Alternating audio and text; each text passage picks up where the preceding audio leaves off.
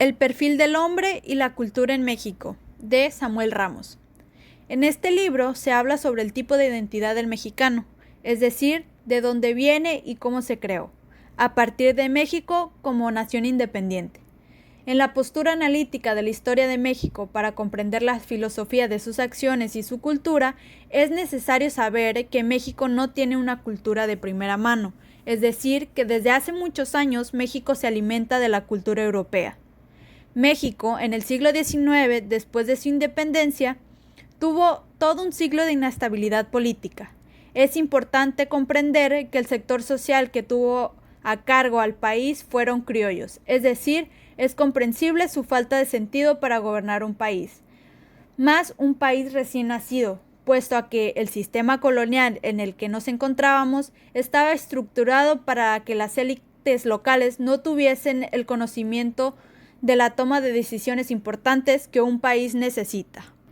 Comprendiendo lo anterior, la inestabilidad político-social de todo el siglo es algo lógico. De esta manera, México se tuvo que disfrazar de un país ya civilizado.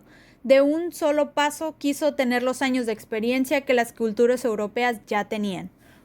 Cuando se comparaban con otros países, se daban cuenta de que no tenían o no habían alcanzado el nivel de país que querían ser.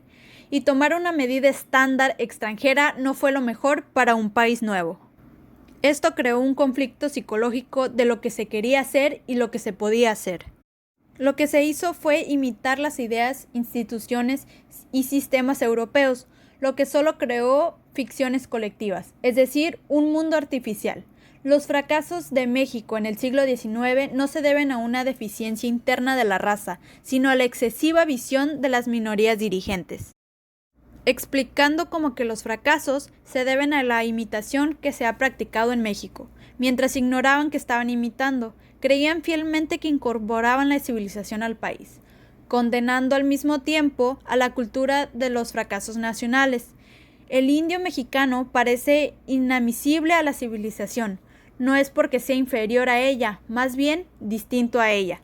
De este modo se comprende que la identidad del mexicano quedaba a la deriva de la anarquía y la guerra civil, por lo que ese sentido de pertenencia se llenaba imitando lo que conocían o creían conocer, que era lo europeo. De esta manera, lo europeo se volvió lo ideal y de mejor calidad según los mexicanos, sin darse cuenta que lo único distintivo que tenían era lo que condenaban, la cultura indígena y prehispánica, siendo que México alcanzó la estabilidad cuando fue gobernado por indígenas, Benito Juárez y Porfirio Díaz. Ahora, el psicoanálisis del mexicano dice que si éste no recibe elogios, lo toma como que estás en su contra. Al darle la razón cuando no la tiene es la manera más fácil para destruirlo. El tipo de hombre que nació a partir de las decisiones que se tomaron son dos. Uno lo conocemos como el pelado. Este es un tipo al que se le consideraba un desecho humano de la gran ciudad.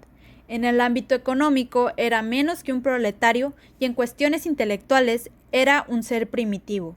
A este le tocó una vida difícil, por lo que se hace una persona grosera y agresiva, lo que era un recurso para recuperar la fe en sí mismo. El consuelo que tenía era decirle al mundo: tengo muchos huevos. Llena su vacío con el valor que alcanza el del macho. Al compararse con el hombre civilizado extranjero, se autoconsuela pensando y diciendo: un europeo tiene la ciencia, el arte, la técnica, etc. Aquí no tenemos nada de eso, pero somos muy hombres, refiriéndose a que es un macho que disfruta de la potencia animal, lo que éste tomaba como su valor, su fuerza y su valentía, cuando la verdad es que iban por la vida a la deriva, con miedo y desconfianza. Lo que caracterizaba a un mexicano era que estos eran violentos, iracundos, pasionales, malhumorados, agresivos y guerreros, pero no por fuerza, sino por debilidad, ya que carecían de voluntad para controlar sus acciones. Se explica la violencia de sus actos por la sobreexcitación que les causa su desequilibrio psíquico. Por otra parte, tenemos al burgués mexicano. Este no es tan diferente al pelado, solo que se comporta con cierta finura y una falsa cortesía. Este tiene un complejo inmenso de inferioridad, lo que lo disfraza con una superioridad intelectual. Claro, una falsa superioridad intelectual. Pero son igual de susceptibles y tienen una lógica similar.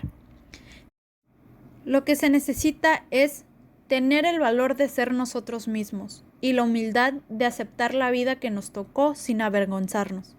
Es decir, no elegimos ser mexicanos, ni la cultura ni el pasado que tenemos, pero podemos elegir aceptarlo y honrarlo. Muchos de los sufrimientos que hoy tenemos se irían el día que dejemos la vanidad.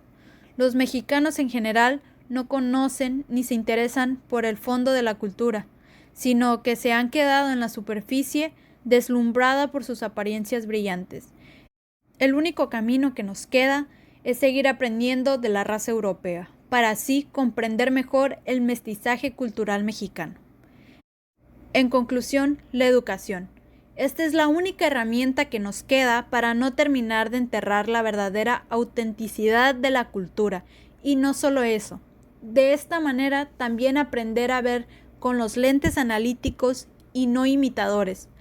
La educación de las futuras generaciones es como podemos desatar a la cultura como esencia y no como materia.